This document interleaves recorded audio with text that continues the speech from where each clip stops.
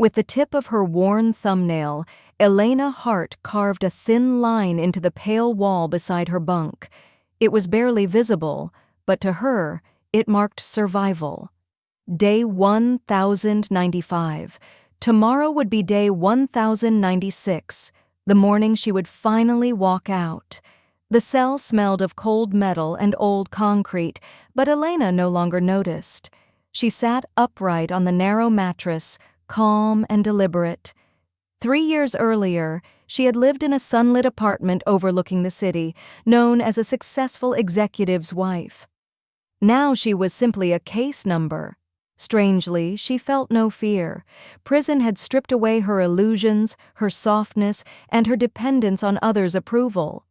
What remained was clarity. Elena didn't count the days because she longed to escape.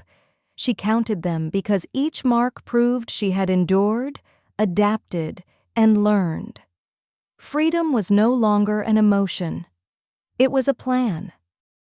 The memories returned like sharp, unwanted flashes. The courtroom lights, the clicking cameras, the carefully rehearsed sorrow on Daniel Reed's face as he stood before the judge, speaking about loyalty and heartbreak.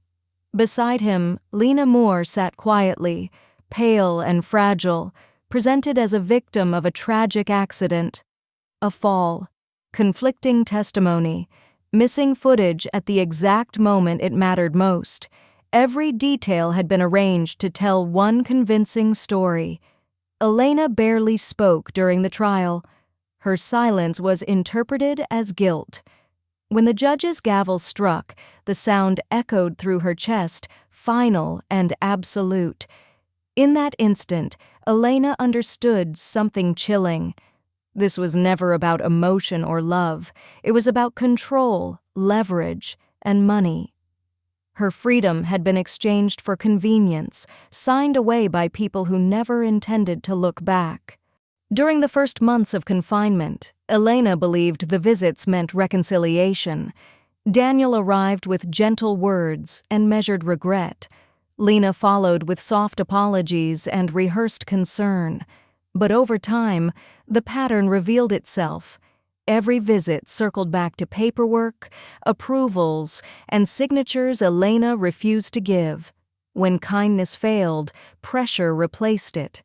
When pressure failed, thinly veiled threats appeared. They never asked how she was sleeping or healing. They asked what she would sign. Elena learned to listen without reacting. She understood then that these visits were transactions, not gestures of care. Her silence unsettled them more than anger ever could. Each refusal tightened their desperation. Endurance, she realized, was her quiet advantage. Outside the facility, Daniel spoke with practiced confidence.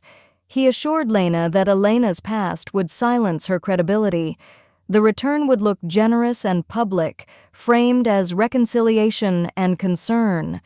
Privately, he planned restrictions and supervision until she complied. Reporters were contacted to shape a single image, a devoted husband guiding a troubled wife home. Any resistance could be labeled instability. Their confidence rested on an outdated picture of Elena, dependent and alone. They never considered that years of isolation had taught her how narratives are built, or that patience could become preparation. In the quiet corner of the prison library, Elena finally heard the truth. Her discreet mentor, Eleanor Shaw, a former attorney turned scapegoat, laid out a careful path forward. Eleanor's protege, Matthew Hayes, had followed paper trails beyond headlines, shell firms, misused funds, and records quietly buried. Independent medical files clarified what had been distorted. The weight Elena carried lifted. Shame gave way to clarity. Eleanor advised restraint. Let routines continue, then act with precision, timing, and law. Truth, Elena learned, does not shout. Release day arrived. Cameras surged forward. Daniel and Lena waited with practiced smiles. Elena stepped out alone, posture steady, expression unreadable. She did not reach for them. When Daniel tried to steer her closer, she calmly warned that any pressure would be heard and seen. He released her hand. Before questions landed, a refined black car arrived. Matthew stepped out, offering Elena a courteous nod. She entered, and the car moved on. The silence said more than words. Control changed hands without a speech.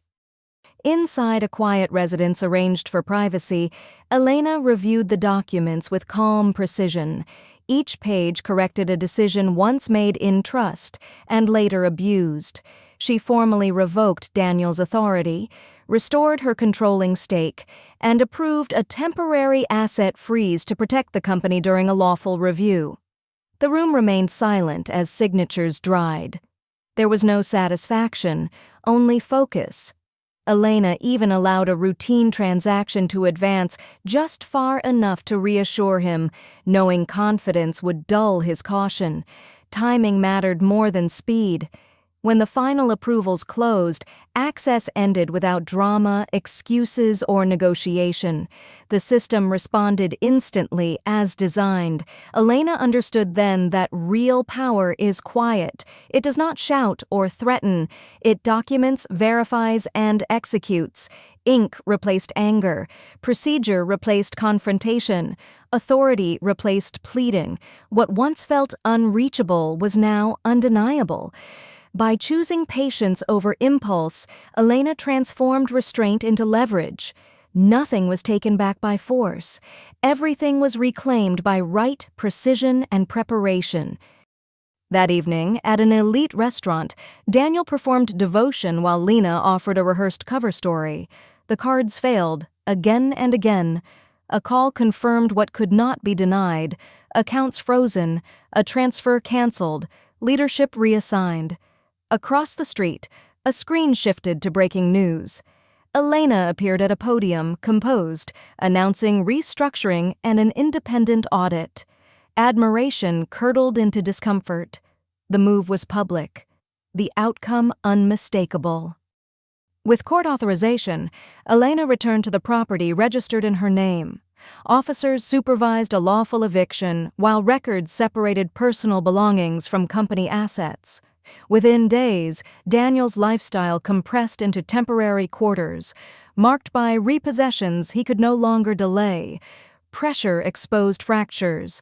Lena attempted negotiation, then offered documentation to protect herself. What once looked coordinated unraveled quickly. Accountability replaced advantage. In the end, Elena did not measure victory by spectacle. Truth corrected the record. Process restored balance. She chose to rebuild, investing in transparency and supporting others who had been silenced. Strength did not announce itself. It endured. If this story resonated, reflect on where patience and preparation can change outcomes in your life. Share your thoughts below. Quiet insights often help more than loud reactions. And if you value narratives grounded in dignity and clarity, consider following the channel for more stories where truth, not noise, carries the final word.